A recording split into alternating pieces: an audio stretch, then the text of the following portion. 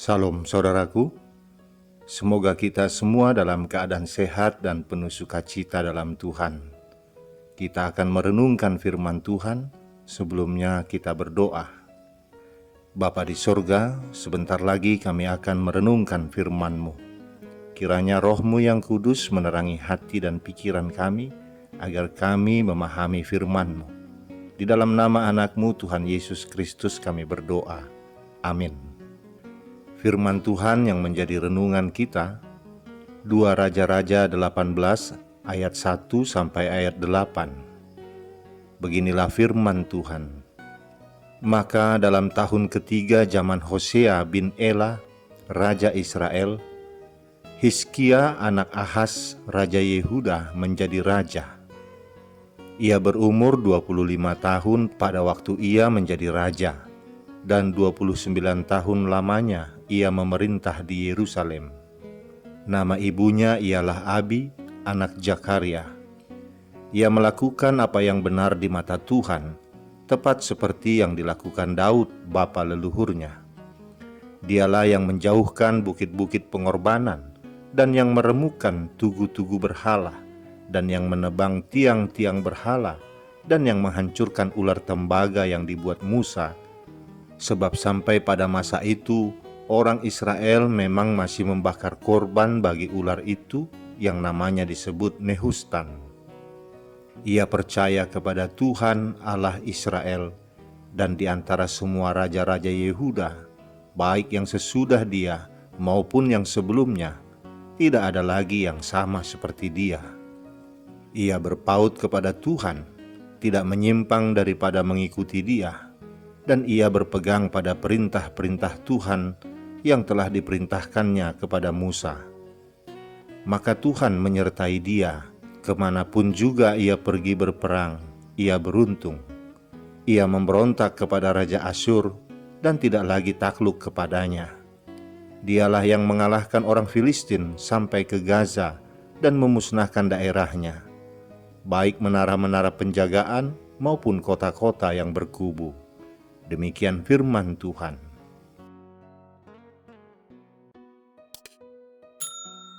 Saudaraku, dalam kehidupan berbangsa, orang-orang muda selalu diharapkan dan dapat diandalkan sebagai pembaharu. Meskipun dalam kenyataannya, terkadang orang-orang muda masih diragukan kepemimpinannya oleh orang-orang tua. Dalam sejarah bangsa dan kerajaan Israel, yang tampil sebagai raja dan pemimpin bangsa adalah orang-orang muda. Misalnya Saul dan Daud.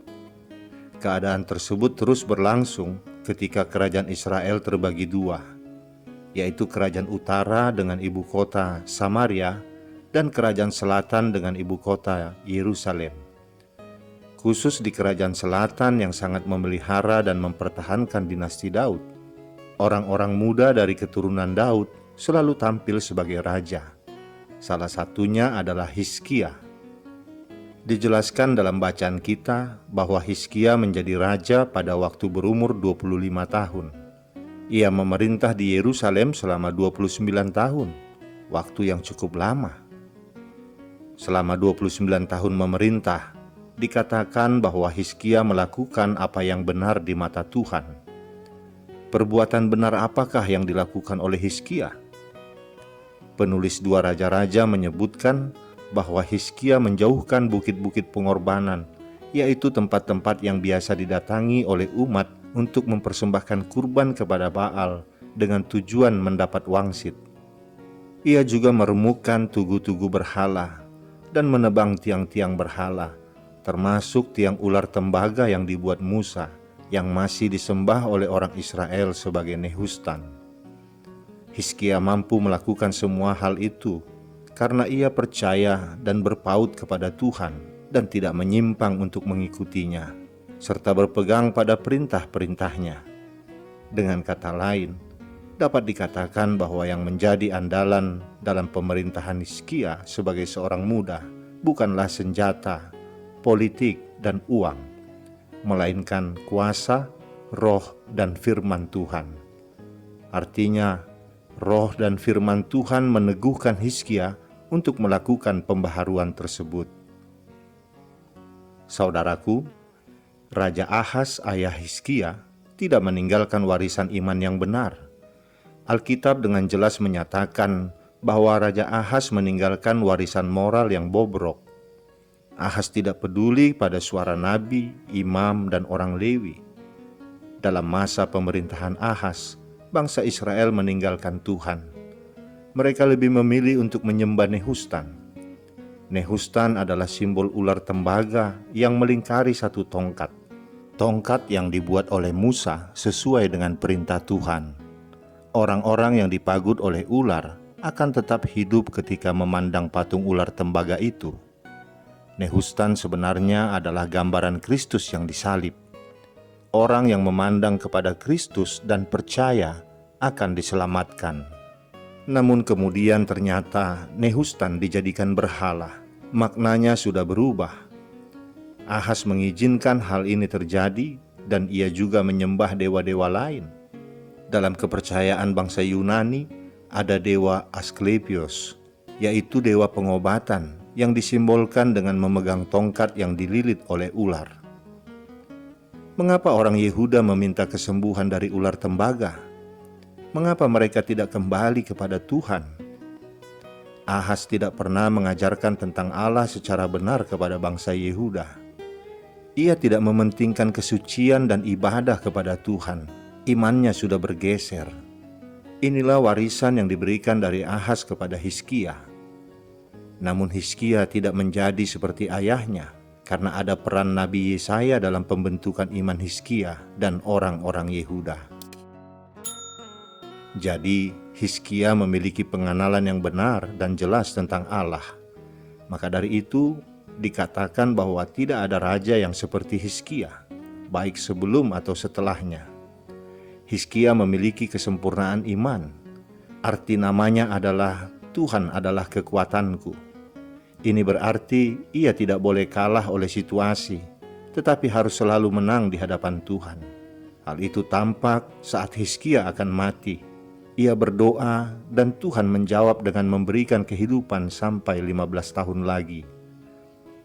Pada masa pemerintahan Hizkia, kerajaan Asyur berjaya atas Israel tetangga mereka.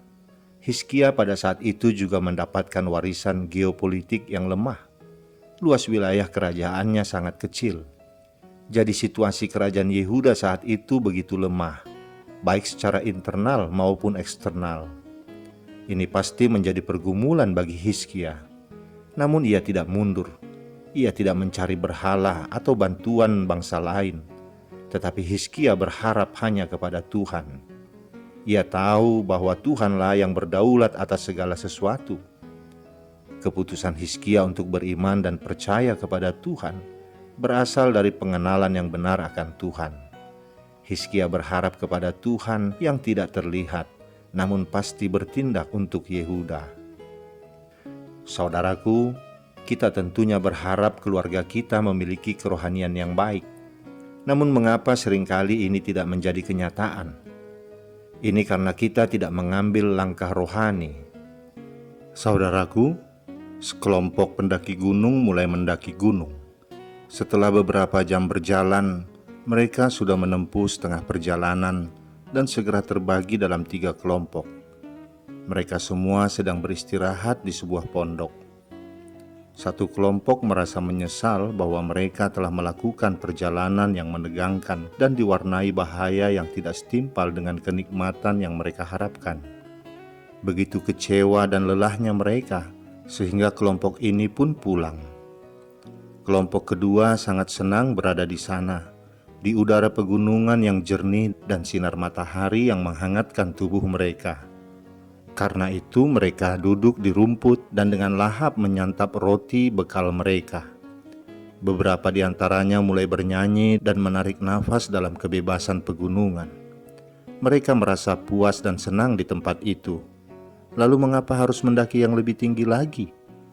Karena itu mereka memutuskan untuk tinggal di situ. Kelompok ketiga adalah para pendaki gunung sejati yang mendaki sampai ke puncak, yang selalu terbayang di mata mereka sejak mereka berangkat dari lembah. Puncak itulah yang merupakan tujuan mereka, dan mereka berupaya sekuat tenaga untuk mencapainya. Saudaraku, pengharapan Hizkia tidak berhenti pada pikiran dan harapan saja, tetapi ia menjalankan semuanya dengan tuntas. Hizkia melakukan reformasi keagamaan dengan kembali kepada firman Tuhan. Pertama, ia menguduskan rumah Tuhan.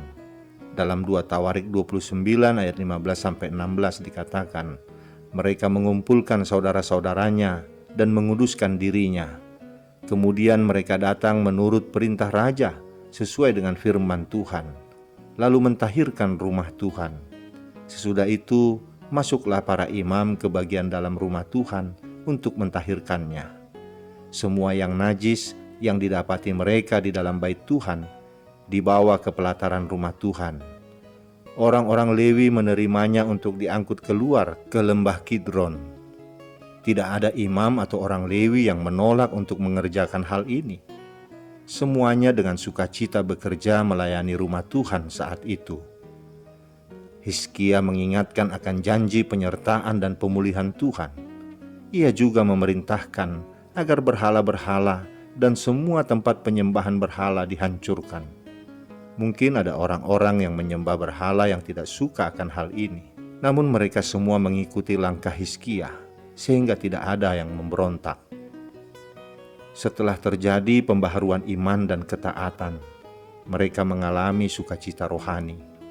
Gerakan Hizkia tidak terduga, namun membuat Yehuda bersukacita. Reformasi rohani ini mendatangkan sukacita dan rasa damai. Pemimpin yang benar adalah pemimpin yang mengarahkan semua orang kepada Tuhan. Apa yang Hizkia lakukan sungguh luar biasa. Mungkin saat itu Hizkia tidak tahu bahwa hal itu mendatangkan sukacita. Ketika bangsa Israel bisa mempersembahkan ternak mereka yang terbaik, justru saat itulah mereka mengalami sukacita. Inilah hasil pembaharuan keagamaan yang benar, saat kita mau sungguh-sungguh hidup bagi Tuhan. Ketika kita menjalankan ketaatan kita akan mendapatkan sukacita itu. Kita bersukacita melihat kepada Tuhan yang menebus kita dan memanggil kita untuk melayaninya. Tuhan mau memakai kita yang lemah dan kecil ini, dan hal itu membuat kita bersukacita. Inilah hasil reformasi keagamaan yang benar. Pembaharuan iman membuat kita tidak hitung-hitungan untuk Tuhan. Saudaraku, Hizkia tampil menjadi raja saat Israel runtuh dan saat bangsa itu berada pada masa yang paling suram. Hizkia merupakan anugerah Allah kepada bangsa itu untuk menuntun mereka kembali kepada tujuan hidup dan ciri khas mereka, dan untuk menunjukkan bahwa jalan-jalan Allah itu kebaikan dan kebenaran murni bagi orang-orang yang memelihara perjanjian dan kesaksiannya. Kitab Raja-Raja tidak pernah memberikan pujian seperti ini kepada seorang raja Yehuda. Kitab ini memang mengatakan bahwa Asa adalah raja yang bertindak benar seperti Daud. Tetapi Hizkia dikatakan sebagai raja yang bertindak tepat sama seperti Daud, tidak bercacat. Asa masih mempunyai kelemahan saat dia bergantung kepada bangsa lain di dalam keadaan bahaya. Namun Hizkia tidak melakukan itu. Dia hanya berharap kepada Tuhan, dan Tuhan menolongnya. Hizkia adalah raja yang diperkenan Tuhan, sama seperti Daud. Inilah alasan mengapa Yehuda tidak bernasib sama dengan Israel. Tanpa adanya raja seperti Hizkia, tentu Yehuda akan segera dibuang Tuhan, sama seperti Israel yang telah dibuang. Apalagi raja terakhir sebelum Hizkia adalah Raja Ahaz, yang sangat jahat dan membuat sakit hati Tuhan dengan kejahatannya. Pujian penulis kitab Raja-Raja sangat tinggi untuk Hizkia. Selain dia berbuat benar seperti Daud, kitab ini juga mengatakan bahwa imannya kepada Tuhan tidak pernah dilebihi oleh siapapun yang pernah menjadi Raja Yehuda. Raja yang takut akan Tuhan seperti inilah yang membuat Tuhan menolong Yehuda.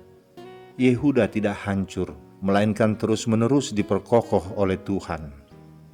Karena ketaatannya, Hizkia senantiasa disertai Tuhan kemanapun ia pergi. Meski demikian, bukan berarti perjalanan hidupnya bebas dari masalah atau pencobaan. Dalam masa pemerintahannya, Hizkia harus menghadapi ujian berat. Suatu ketika, datanglah Sanherib, Raja Asyur, menyerbu Yehuda. Ia mengepung kota-kota berkubu dan berniat merebutnya. Mengapa Tuhan mengizinkan hal ini terjadi? Ingat, selalu ada rencana yang indah di balik setiap peristiwa yang terjadi di dalam kehidupan kita. Seperti yang tertulis dalam Roma 8 ayat 28. Allah turut bekerja dalam segala sesuatu untuk mendatangkan kebaikan bagi mereka yang mengasihi Dia. Melalui peristiwa itu, Hizkia dan seluruh rakyat Yehuda memiliki pengalaman rohani bersama Tuhan. Ketika mereka berpaut kepada Tuhan dan tidak menyimpang daripada mengikuti Dia, dan ia berpegang pada perintah-perintah Tuhan yang telah diperintahkannya kepada Musa, apa saja yang mereka perbuat dijadikannya berhasil dan beruntung. Inilah kunci kemenangan Hizkia dan Yehuda. Saudaraku, melakukan apa yang benar di tengah-tengah lingkungan yang benar itu mudah. Tetapi melakukan apa yang benar di tengah-tengah lingkungan yang melakukan ketidakbenaran dan sudah merasa nyaman tentu tidaklah mudah. Dalam situasi yang berat seperti ini, tidak ada jalan selain kita harus bergantung sepenuhnya kepada Tuhan dan taat pada kehendak-Nya. Itulah kunci untuk mengalami perlindungan dan penyertaan Tuhan. Hari-hari ke depan, tantangan yang kita hadapi tidaklah semakin mudah. Namun tidak ada alasan bagi kita untuk menjadi lemah dan menyerah. Karena ketaatannya, Hizkia mengalami penyertaan Tuhan. Maka apa saja yang ia perbuat, Tuhan jadikan berhasil. Allah juga menghendaki ketaatan yang sama, ketaatan yang sungguh-sungguh dalam segala hal dari kita. Dengan demikian, kehendak dan karya Allah dapat dinyatakan dalam kehidupan kita. Tuhan bukan tidak mampu menolong kita, tetapi kita sendiri telah menolaknya dengan cara mencari jalan sendiri dan hidup menurut keinginan hati sendiri.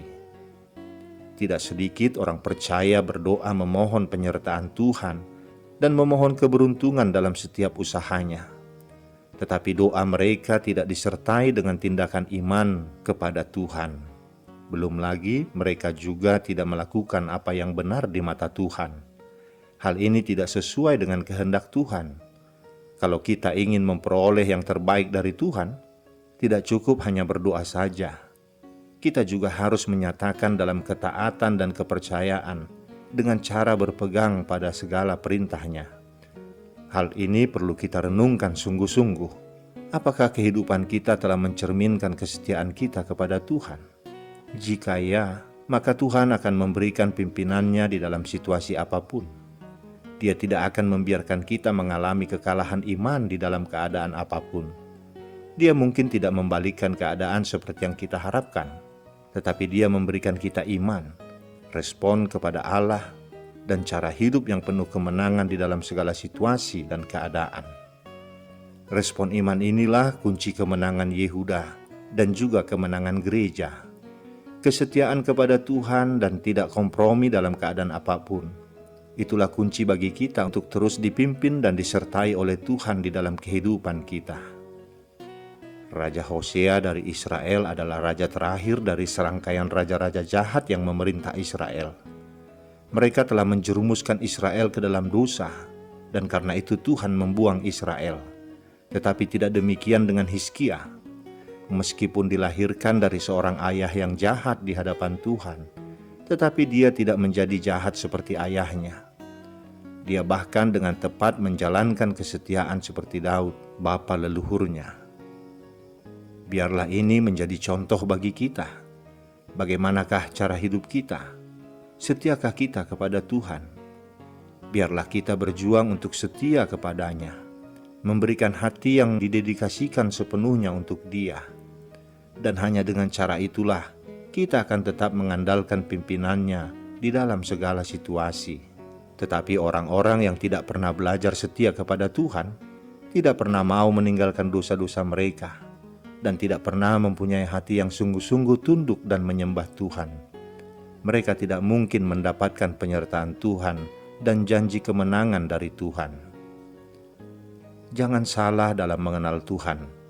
Penyertaan dan pimpinannya bagi kita selalu menuntut adanya kondisi ketaatan dari pihak kita. Itulah sebabnya Tuhan menjelaskan relasinya dengan umatnya dengan istilah perjanjian. Tuhan mengikat perjanjian yang mengharuskan dirinya setia kepada umatnya. Tetapi perjanjian yang sama itu juga mengikat umatnya untuk setia kepada Dia sebagai Allah mereka. Tuhan tidak berkewajiban untuk menyatakan pimpinan dan kemenangannya kepada mereka yang sembarangan hidup di hadapan Dia. Tetapi barang siapa terus hidup dengan takut akan Tuhan dan dengan setia berusaha berkenan kepada Dia, Tuhan tidak akan melupakan orang itu. Tuhan akan berjalan di depannya dan memberikan kemenangan, sama seperti Tuhan berjalan di depan Hizkia dan memberikan dia kemenangan iman di dalam situasi yang sangat tidak mungkin sekalipun. Saudaraku, mari melakukan apa yang benar menurut Tuhan dan bukan menurut kita. Cari dan wujudkan yang benar dan bukan yang nyaman. Selama kita berpaut pada Tuhan dan berpegang pada perintah-Nya, penyertaan-Nya akan dicurahkan atas kita. Di saat itulah perubahan dan pembaharuan dapat terjadi dan kebenaran dinyatakan. Amin. Kita berdoa. Bapa di surga, kami mau berpaut padamu, berpegang pada perintah-perintah-Mu, agar hidup kami sungguh-sungguh melakukan apa yang benar, bukan mencari apa yang nyaman. Bimbing kami dengan Roh-Mu yang kudus, agar kami tetap setia di dalam situasi apapun, berharap kepada kekuatan-Mu saja. Singkirkanlah dalam pikiran kami jika kami hanya mengandalkan kemampuan dan kekuatan kami sendiri, atau mengandalkan kemampuan dan kekuatan orang-orang di sekitar kami. Biarlah kami hanya fokus mengandalkan kekuatan Tuhan saja. Terima kasih Bapa. Mampukan kami untuk melakukan semua itu. Di dalam nama anak-Mu Tuhan Yesus Kristus kami berdoa. Amin.